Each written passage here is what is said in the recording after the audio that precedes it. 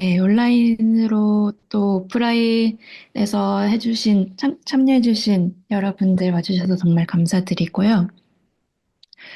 제 작업에 대한 개괄적인 이야기는 영상에서 보셨기 때문에 바로 몇 가지 다른 작업들 소개로 넘어갈까 합니다.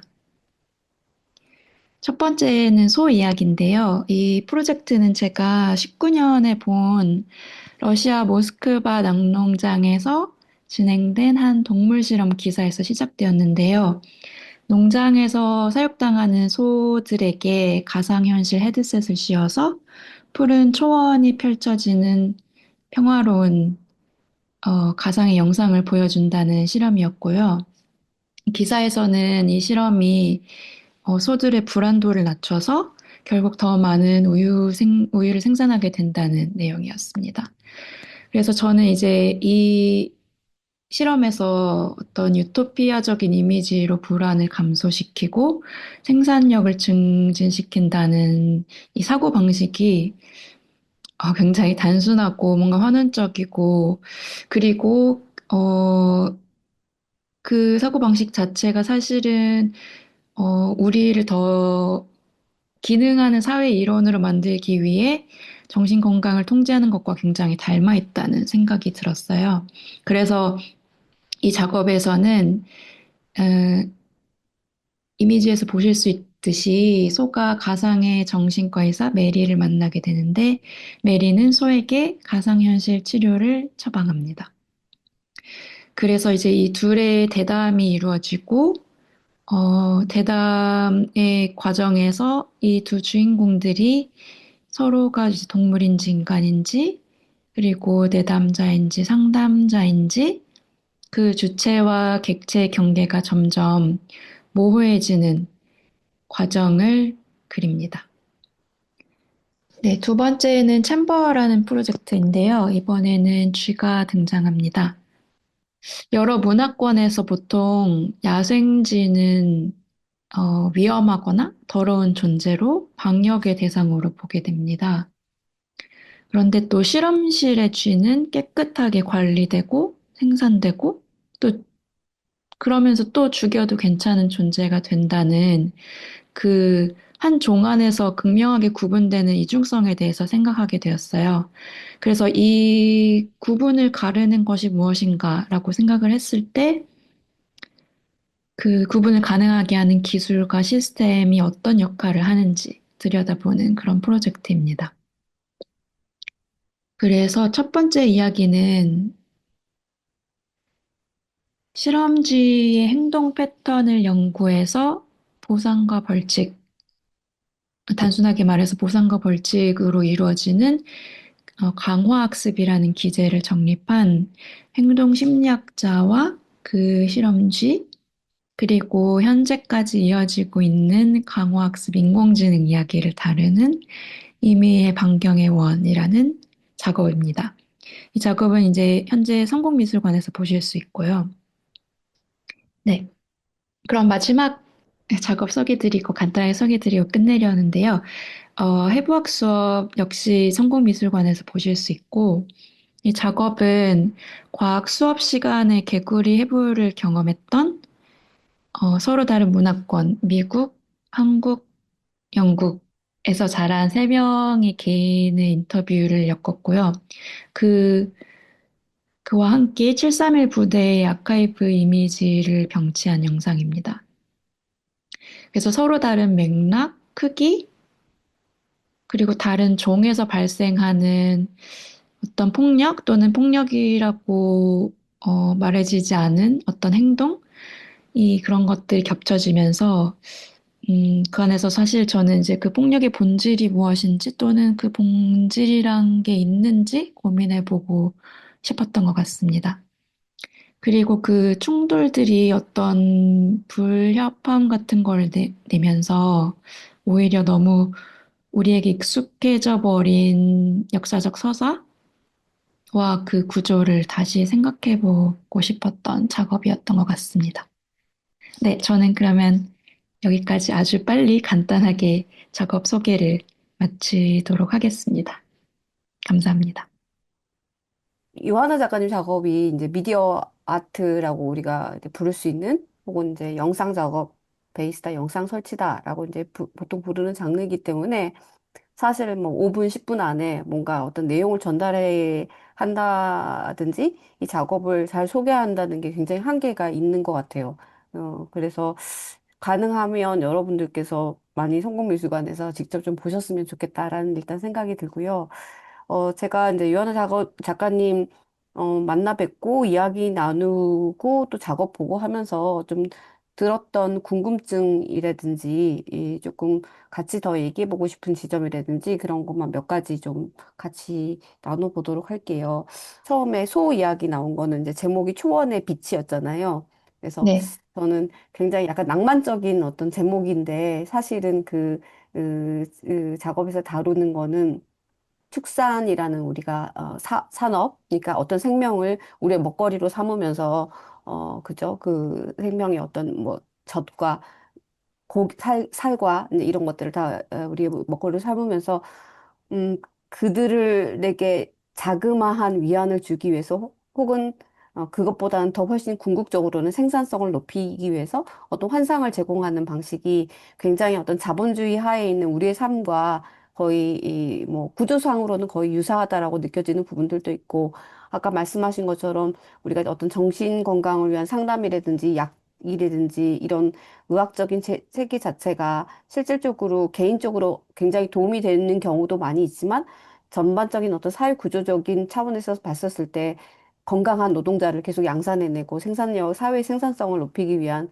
하나의 어떤 체제 안에서 돌아가는 방식이라는 점에서 굉장히 상기되는 부분들이 굉장히 많았던 것 같고, 그런 차원에서 단순히 작가님이 이거를 굉장히 어떻게, 사회적인 어떤 자본주의 사회의 어떤 문제, 혹은 뭐 생명윤리 딱 한 차원에서만 다루시는 게 아니라 되게 뭐 여러 가지 이 맥락을 다 같이 접근하시면서 이야기를 하고 싶어 한다는 생각이 굉장히 음, 많이 들었어요. 그래서 그리고 이제 초원의 빛도 그렇지만 사실 이제 성공미술관에서 지금 보여주고 있는 핵심 작업이 벌거벗은 삶이라는 베어 라이프라는 작업하고 해부학 수업 챕터 2라는 작업인데 아까 말씀해 주신 것처럼 그 벌거벗은 삶 같은 경우에는 쥐 이야기를 하시잖아요.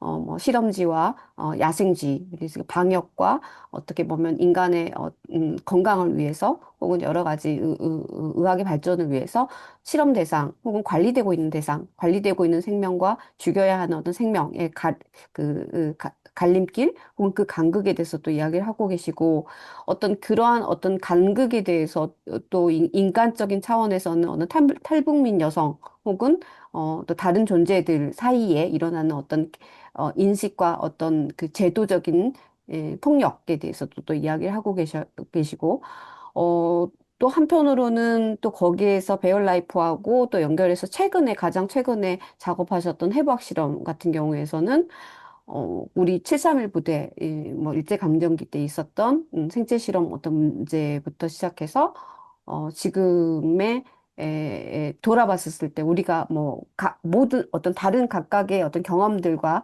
지역의 차가 있더라도 한 번씩은 개구리 해부 시험을 겪어봤던 이런 어떤 동시대의 사람들의 어떤 기억과 경험, 어떤 이런 부분에 대한 얘기를 하고 계셔가지고, 일관적으로는 생명윤리에 대해서 이야기하고 싶어 하시는구나라는 부분을 좀 캐치할 수가 있지만 또 접근하는 방식은 굉장히 다양하단 말이죠. 뭐 탈북민, 뭐 역사에 음. 대한 문제, 그다음 뭐 제도에 대한 문제, 폭력에 대한 문제, 근데 이런 게 굉장히 엮여져 있는데, 음, 그 접근하시는 어떤 경로가 어떻게 되는지가 전 되게 궁금했어요. 그러니까 처음에 뭐 생명윤리부터 굉장히 관심을 가지기 시작하셨는지 아니면 뭐 우리 삶의 조건이라든지 어떤 제도적인 폭력에 대한 문제에 좀 더 관심을 가지게 되셨는지 조금 제가 음. 뭐 미리 드린 질문지에서는 약간 작업을 시작하시게 된 계기라든지 작가님의 어떤 작업 방향에 대한 질문이 있었는데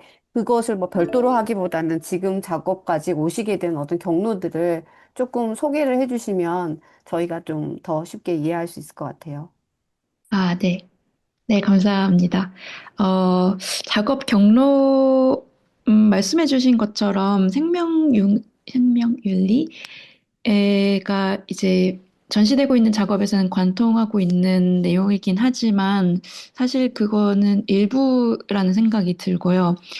접근하는 과정이라고 생각했을 때는 좀, 음, 어, 그 말씀하신 것처럼 예를 들어 과학이라던가 제도, 시스템, 이제 그런 것들을 하나의 틀이라고 생각을 하고 프레임이라고 봤을 때 그 프레임에서 이제 맞지 않는 것들, 그리고 그 프레임이 강요하는 것들, 그 프레임에서 그 프레임이 죽이는 것들에 대해서 이제 그런 식으로 어, 관심을 가지고 접근을 하는 부분인 것 같아요. 그래서 이제 전시되고 있는 작업은 이제 그 프레임이 죽이는 것들이죠, 주로.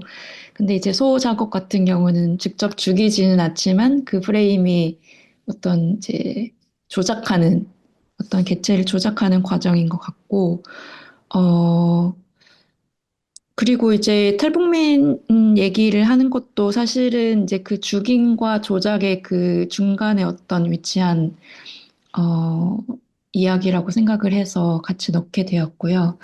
그래서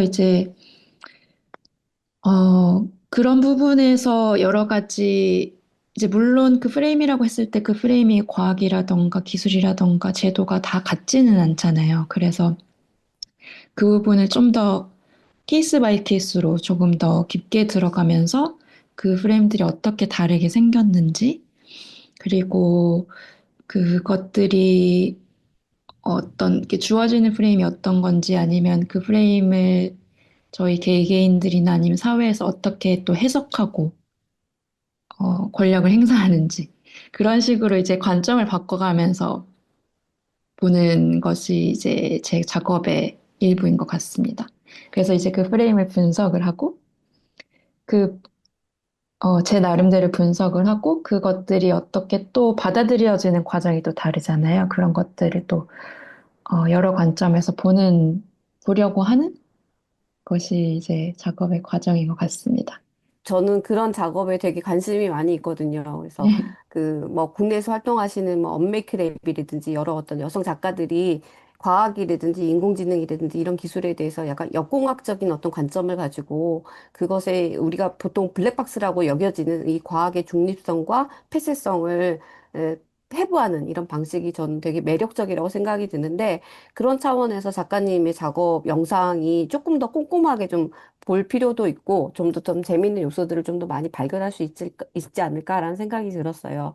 그리고 저는 되게 제일 인상적으로 봤던 작업이 사실은 이제 지금 뭐 작가님이 성국미술관에서 지금 보여주시는 작업 말고도 몇 가지 작업을 더 보여주셨는데 그래도 지금 지금 전시되고 있는 베어라이프 벌거벗은 삶하고 해부학 실험, 해부학 수업 챕터 네, 2가 저는 제일 흥미롭긴 하더라고요. 근데 제일 특히 그 벌거벗은 삶에서 처음에 이렇게 등장하게 되는 그 건물, 브루탈리스트 건물이 엄청 저는 이제 눈길을 확 끌었거든요. 그래서 네. 저 건물과 저 쥐 실험은 무슨 상관이 있을까 되게 궁금했는데 그 건물과 그 쥐 실험에 대한 부분들도 조금 더 부연 설명해 주시면 어떨까 한데요. 아, 네. 그 건물이 이제 모이즈 bun커라고 베를린 자유대학 건물 현재 소속인데 이제 쓰이는 건물은 아니고요. 아, 사진을 보여드리고 싶지만. 네. 어, 그,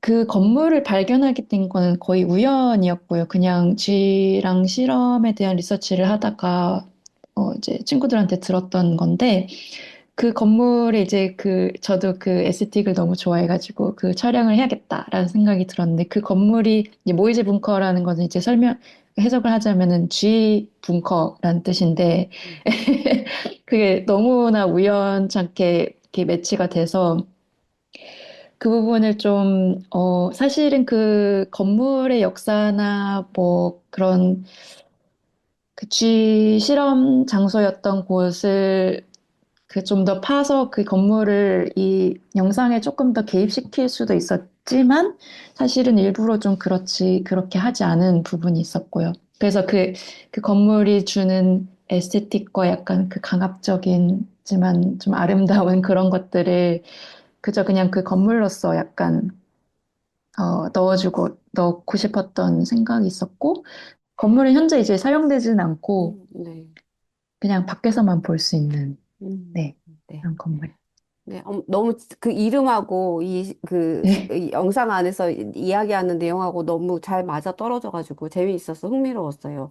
네, 어, 저희가 시간이 많지는 않아서 한 가지 질문만 더 드리자면, 어떤 해박 실험에서 좀 가져가고 싶었던 어떤 보여주기의 어떤 방식, 혹은 작가님이 앞으로 영상 작업에서 계속 조금 주목하시는 어떤 기법, 이런 것들이 어떤 게 있는지 좀 궁금해요.